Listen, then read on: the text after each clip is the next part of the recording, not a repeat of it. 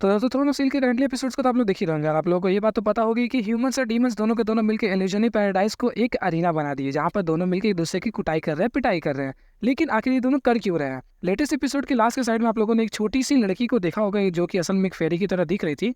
यही इनका मेन कारण हो सकती है। और इस वीडियो में मैं आप लोगों को बताने वाला हूँ कि आखिर ये जो लड़की या फिर फेरी जो देखने को मिल रही है वो है कौन है, इसके बारे में क्या क्या जानकारी हम लोग को देखने को मिलती है।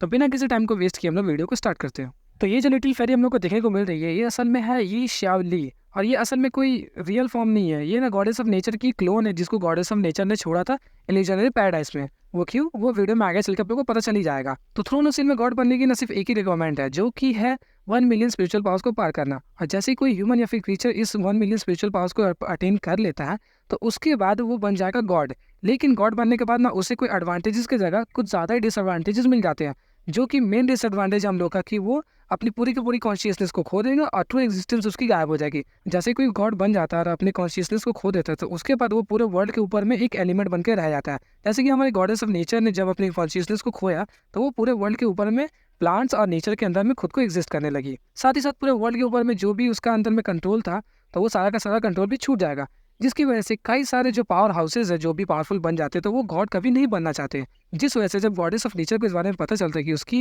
1 मिलियन स्पिरिचुअल पावर्स पार हो चुकी है और उसे ट्रायल देना है गॉड बनने के लिए, तो वो उसे मना तो नहीं कर पाती, लेकिन वो चाहती थी कि वो वापस से रीइंकार्नेट हो जाए इसी वर्ल्ड के अंदर में और वो हंसी खुशी अपनी जिंदगी को बिता दे। जिसके लिए उसने अपने बॉडी के पार्ट को एज अ सिल्वर एक सीड बना के उस इल्यूजनरी पैराडाइज पर रख दिया, ताकि वो इन फ्यूचर चल के सारे एसेंस को ऑब्जॉर्व करके जब वो पेड़ की तरह बड़ा होकर खिल उठे तो वो उसकी जो बॉडी थी वो रीइंकार्नेट हो जाए और वो वापस से उस इल्यूजनरी पैराडाइज में आके अपनी हंसी खुशी जिंदगी को बिता सके। लेकिन यहाँ पे उसे गलती हो जाती है, इस सीड को क्रिएट करने के दौरान उसने अपने एक सोल का हिस्सा का इस्तेमाल कर दिया था, जिस वजह से वो खुद को रीइंकार्नेट नहीं कर पाती है।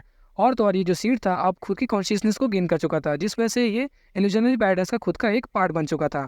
लेकिन इसके पास भी एक डिसएडवांटेज था कि ये सारे के सारे एसेंस को ऑब्जॉर्व करके रहती थी, जिस वजह से ये उस इल्यूजनरी पैराडाइज से बाहर नहीं जा सकती थी और कई दिनों तक अपनी उसी ज़िंदगी को एक कैद की तरह से वहाँ पर बिता रही थी। लेकिन वहाँ पर उसके कई सारे साथी थे जिस वजह से उसे उतना ज़्यादा बुरा नहीं लगता था।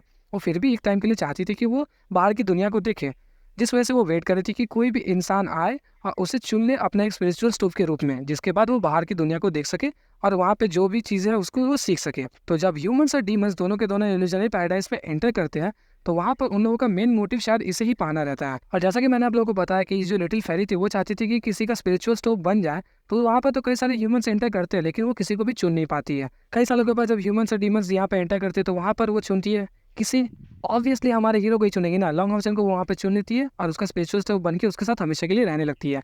और डिस्क्लेमर, ये जो इन्फॉर्मेशन थी मुझे प्रोवाइडेड है और अभी तक मैंने इस पार्ट के नॉवल को नहीं पढ़ा है, जिस वजह से इसके अंदर में छोटी मोटी मिस्टेक्स हो सकती है, लेकिन इतना कंफर्म कि ओवरव्यू यही होने वाला है। तो आप लोगों को वीडियो कैसी लगी कमेंट करके जरूर बताइएगा। मिलता है आपसे नेक्स्ट वीडियो में, तब तक के लिए गुड बाय।